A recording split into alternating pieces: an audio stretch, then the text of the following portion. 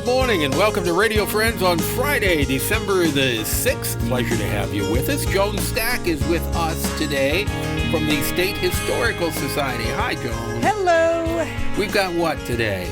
Well, we are having an event, an opening event for an exhibit that we have up. It is cartoons from World War II by Daniel Fitzpatrick, and I actually brought a picture of the artist, Daniel Fitzpatrick. He was a very intense character. Oh, my goodness, yeah. Yes. I don't think I've ever seen a picture of Daniel Fitzpatrick, but he looks like a very serious man there. Oh, yes. And what's interesting is he's a cartoonist, but many of his cartoons are not funny. They're very intense. He started working for the Post-Dispatch in 1913, finished in the 1950s, did World War I and World War II, and some of these cartoons are really intense, really powerful, and I think people will really, I don't know if enjoy is the right word, but certainly be fascinated by the cartoons and then reading a little bit about the history. So what our exhibit is doing is it's a year-long exhibit. So we've just finished the first phase of World War II, starting in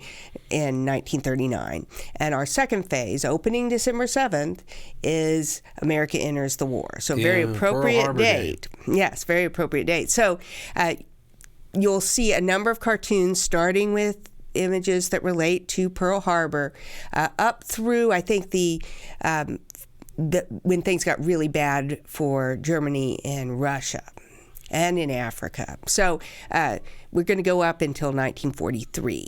And so I think people will really, it's a different way of looking at history through images. And I brought one image with me today.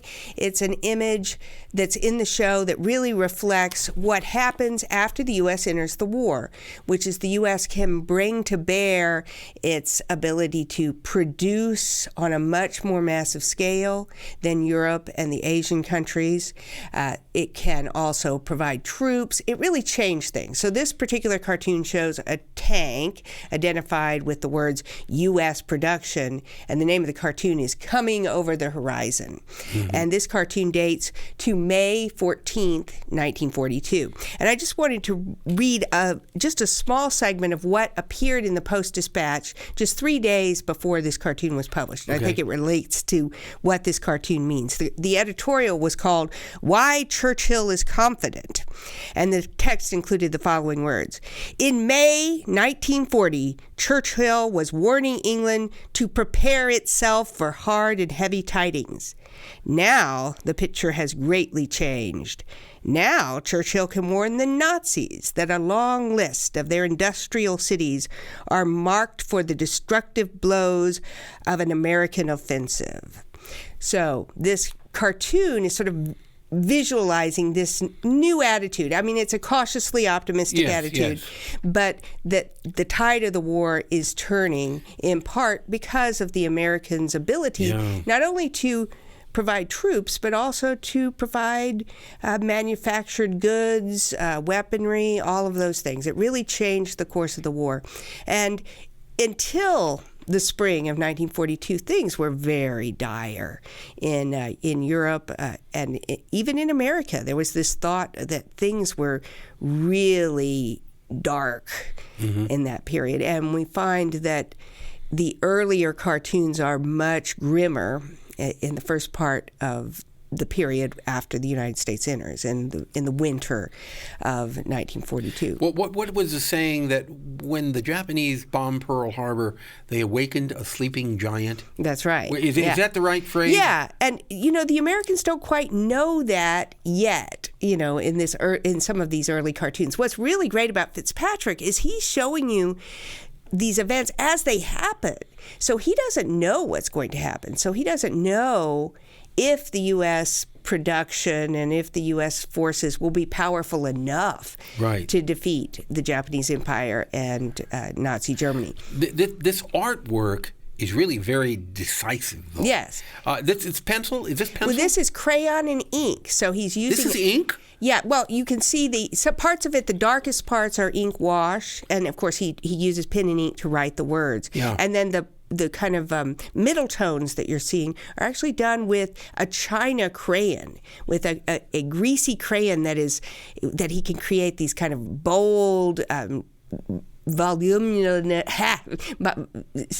these bold gray tones that suggest volume and mass.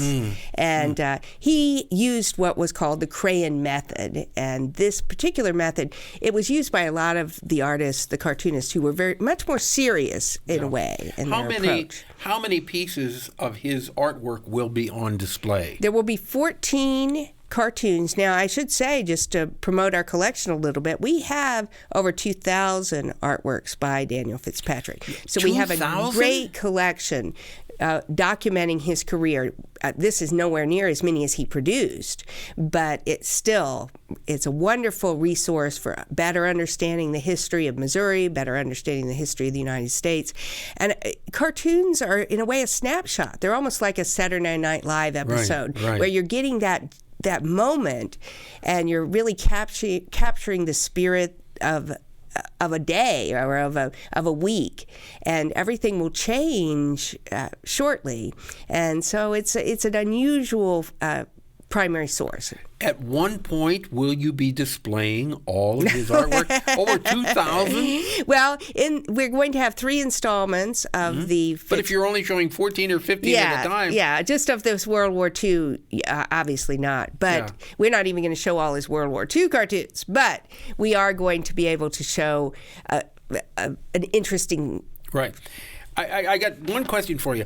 When you say you have this many pieces of artwork, can somebody come in, and I don't know if this is a fair question, can somebody come in and request that they take a look at what you have? They can. They'd have to submit a research request, and we have to have a little time. But yes, definitely. Oh, so, okay. So, and they can also be accessed online. The Fitzpatrick cartoons are available online. Okay. Well, mark it on your calendar. It is Saturday, December the 7th for the opening of that show. At 1:30, we're having our event. We're going to have also a pop-up exhibit of manuscripts from that era as well. Okay. Thank you very much, JOAN Stack. Oh, you're welcome. From the State Historical Society. I appreciate it. You're really a wealth for this community.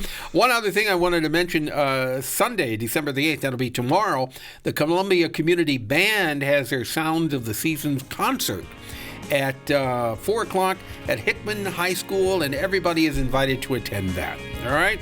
So you got all kinds of things going on this weekend. Oh, yes. The State Historical Society on Pearl Harbor Day, which is a perfect day to open this up. Yes, right? Thank you. Out of time. We will see you Monday. If you're going to be out and about this weekend, be careful.